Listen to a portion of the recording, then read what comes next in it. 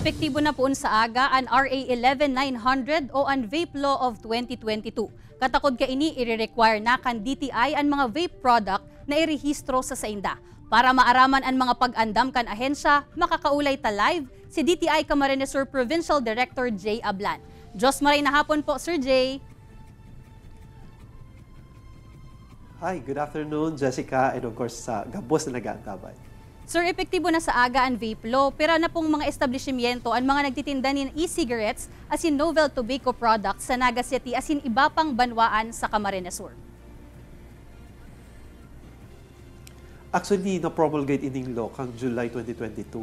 And early last year, talagang nagpaapod na kita kang mga business establishments na nagpapabakal kaning vape. There were 45 establishments all over Camsur na pig-explicar ta kung ano ang salient points kaning 11900, ano ang importansya kani, ano ang dapat na mga susunod dinda, kasi gusto ta well-informed sinda and at the same time compliant digdi sa 11900. Sir, sa satuya pong guidelines, ano ang proseso antes na ma-issuehan yung certification ang sarong vape product o establishmento and ano po ang paghigot na gigibuhon niya to nganing mayong makalusot na unauthorized vape products? Actually, igwa kitang hihilingon digding duwang bagay. First, duman sa establishment, and second, duman sa produkto. Sa establishments, iba-iba yan eh. Igwang mga importers, igwang dealers, igwang retailers. So, both of them should have certification from the Bureau of Product Standards. And at the same time, dapat igwa silang juridical personality. Itong DTI business name, mayor's permit, BIR, things like those. So, iyo to ang hihilingon ta. And duman man sa produkto, dakol kitang hilingon duman. First, itong compliance din na duman sa packaging na dapat itong mga markings or itong mga graphics na gagamito ninda, bako dapat itong attractive sa mga aki or mga minors. So meaning, even mga colors, even itong mga characters na gagamito ninda, dapat mayong suggestive na pang-aki ito or pang-minors. Example, itong mga candy or itong mga cartoon character, these are not allowed under vape law or sa mga vape products. And then, dapat compliant man siya duman sa inaapod na product certification. Kasi igwa kitang, sa DTI kasi igwa kaming Bureau of Product Standards. So, gusto sabihon, igwa dapat sindang quality markings. Kung locally made ang produktong vape, dapat igwa siyang PS mark.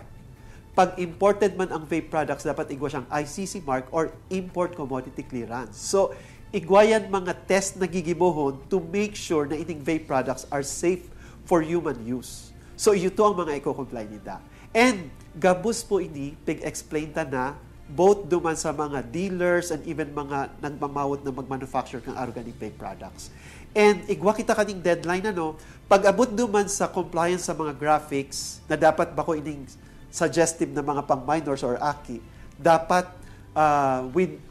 by this date, dapat compliant na sinda. Kasi ma-start na kita by Monday kung compliant man hanggang sinda. Otherwise, igwa kita kaning mga kaukol ng mga penalties na pwedeng ipataw, ranging from 5,000 up to 200,000 pesos ang penalties kani.